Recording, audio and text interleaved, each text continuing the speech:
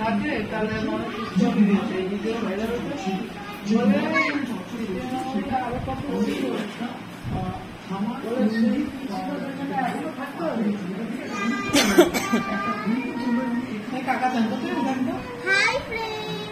দাঁড়া